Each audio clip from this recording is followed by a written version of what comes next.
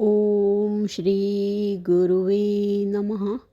अज्ञानमोहान्धितमोपहाभ्यां विवेकवैराग्यनिधिप्रदाभ्यां विश्वेशतत्त्वं प्रतिबोधिकाभ्यां नमो नमः श्री गुरुपादुकाभ्याम्। ओम शांति शांति शांति। ओम। प्रणाम भगवान। मांडुक्य कारिका प्रवचन स्वामी श्री अखंडानंद सरस्वती जी महाराज जी द्वारा भगवान आह्लाद शांति प्रकरण का हमारा मंगलाचरण चल रहा है भगवान। और मंगलाचरण में जो है दूसरे मंत्र की व्याख्या अस्पर्श योगो व नाम सर्वस्तवो सुखो हितः अविवादो अविरुद्धश्च देशितस्तं नमाम्यहम्। तो इसमें स्वामी जी बता रहे हैं कि इसमें संदेह नहीं है कि शून्यवादी बौद्धों ने भी अपने दर्शन के लिए सर्वस्त सुख एवं हित शब्दों का प्रयोग किया है। भूत भविष्य में भिन्न भिन्न प्राणियों का सुख साधक एवं हितकारी रहा है उनका योग। उसमें भी विवाद एवं दुख के शमन की शक्ति है। उसमें भी विवाद एवं दुख के शमन की शक्ति है। समाधि राज ने कहा है अस्ति यह विवादास्पद है, नास्ति यह भी विवादास्पद है। क्या शुद्ध है और क्या अशुद्ध यह भी विवाद है। इसमें संबंध में विवाद है, उससे दुख को शांति, जिसके संबंध में विवाद है उससे दुख को शांति नहीं हो सकती। उससे दुख की शांति नहीं हो सकती जिसके संबंध में विवाद है। जो अविवाद पद है उसमें दुख का निरोध स्वयं हो जाता है। बहुत बढ़िया आगे भगवान की जिसके संबंध में विवाद है उससे दुख की शांति नहीं हो सकती और जो विवाद पद है उसमें दुख का निरोध स्वयं हो जाता है। तो आगे स्वामी जी बता रहे हैं कि यह ठीक है, परंतु केवल तर्कयुक्ति के बल से किसी भी निसर्ग प्राप्त या परंपरा प्राप्त पक्ष का निषेध नहीं किया जा सकता। अत्यंतिक अविवाद और अविरोध तब तक नहीं हो सकता जब तक जिज्ञासा की परिसमाप्ति ना हो जाए और मन को शांति ना मिल जाए। तर्कयुक्ति अप्रतिष्ठित है और उसमें अनवस्था दोष है। वैयक्तिक अनुभवों की अवधि निरोध समाधि भी असंदिग्ध निश्चय करने में समर्थ नहीं है। न वह सार्वजनिक है न सार्वत्रिक है और उसके द्वारा संपूर्ण प्राणियों का सुख और हित शक्य नहीं है।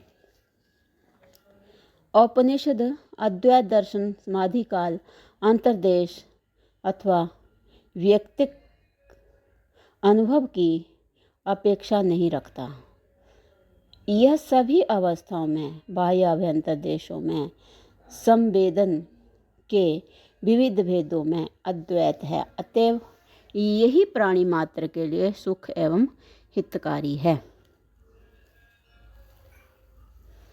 अब भगवान विवाद और उसका परिणाम, तो ये हमारा जो मंत्र है कारिका का तीसरा और चौथा, इसमें जो है इसके लिए बता रहे हैं स्वामी जी की जैसे वो मंत्र है भूतस्य जातिम इच्छन्ति वादिनः केचिदेव हि अभूतस्य प्रेधिरा विवादन्तः परस्परः और भूतम न जायते किंचित भूतम नैव जायते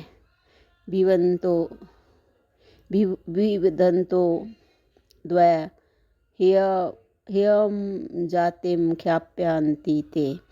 तो इसकी व्याख्या में स्वामी जी कह रहे हैं कि कोई ये जो जो जितने भी मतवादी हैं उन सबके बता रहे हैं यहाँ पे कि कोई कोई द्वैतवादी, पे सभी नहीं पर कोई कोई, ब्रैकेट में लिखा हुआ है कि कोई कोई द्वैतवादी, फिर ब्रैकेट में लिखा है कि सभी नहीं, कोई कोई, यह कहते हैं कि पहले से विद्यमान वस्तु का ही जन्म होता है। उदाहरणार्थ सांख्य योग। दूसरे प्रमाण पटु, प्राज्ञवान, वैशेषिक, न्यायिक सिद्ध कहते हैं कि अविद्यमान की ही उत्पत्ति होती है।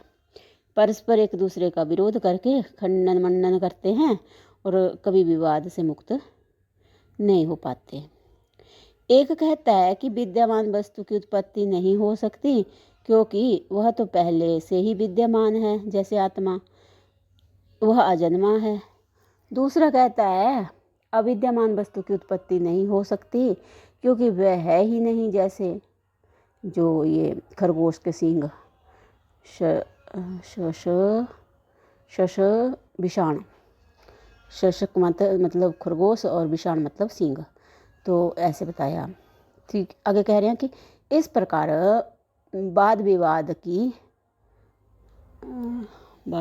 की प्रगल्भता से दोनों एक दूसरे के पक्ष का प्रतिषेध कर देते हैं। यद्यपि ये द्वैतवादी हैं, तथापि इनके विवाद का परिणाम यह निकलता है कि अजात ही सिद्ध पदार्थ है, जन्म किसी का भी सिद्ध नहीं होता।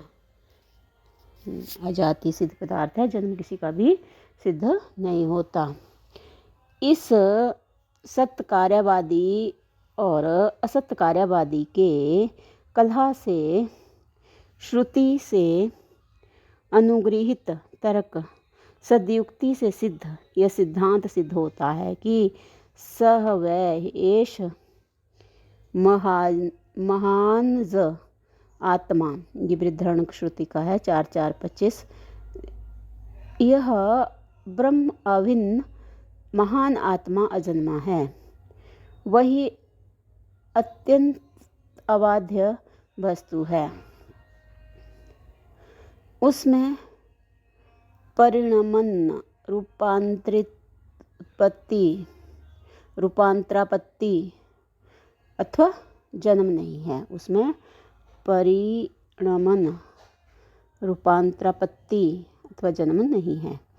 और जो असत्य कार्यवादी विशेषिक आदि का कहना है कि जो ये शश विषाण के समान नितांत असत्य है, उसका जन्म भी संभव नहीं है। कोई न कोई विशेषता हुए बिना किसी भी वस्तु का अपना स्वरूप परिवर्तित नहीं हो सकता। यदि पूर्वावस्था की अपेक्षा उत्तरावस्था में कोई विशेष न हो तो जन्म ही कैसा। असत्य कार्यवाद के पक्ष में यह कहना पड़ेगा कि असत्य ही सत्य के रूप में जन्म ग्रहण करता है, परंतु क्या ऐसा होना शक्य है? कथम अस्तः संजायते, छांदोग्य उपनिषद है, यह श्रुति है। अर्थात असत्य से सत्य की उत्पत्ति नहीं हो सकती। यह स्पष्ट है कि द्वैतवादियों में परस्पर विरोध एवं विवाद है। दोनों पक्ष में इतना बल है कि कोई किसी का खंडन नहीं कर सकता। सम्यक ज्ञान उत्पत्ति का प्रतिपादक नहीं है, अज्ञात का बोधक है। किस से जन्म हुआ, किस में कलह हो सकता है, परंतु जिसका जन्म ही नहीं है उसमें कलह के लिए कहाँ स्थान है। इनका परस्पर विरोध क्या सिद्ध करता है, सुनिए। परस्पर विरोधी विवाद, बोले हैं परस्पर विरोधी वाद विवाद से ये द्वैतवादी पक्ष प्रतिपक्ष का खंडन करके सज्जनम असज्जनम दोनों का ही वाद कर देते हैं और इस निष्कर्ष पर पहुंचने के लिए मार्ग प्रशस्त कर देते हैं कि आंतर अथवा बाह्य जीव या जगत किसी का भी पदार्थ की उत्पत्ति नहीं होती। इनके अतिरिक्त किसी मध्यवर्ती बाद के लिए कोई छिद्र नहीं है। यह ठीक है कि वेदांत में सतो ही मायया जन्म स्वीकार है। मायया सतो ही मायया जन्म ये स्वीकार है, अर्थात माया से सत्य का जन्म होता है, परंतु उसका तीसरा पक्ष नहीं माना जा सकता, क्योंकि पूर्वोक्त दोनों मत वालों ने इसको तृतीय पक्ष के रूप में माना ही नहीं है।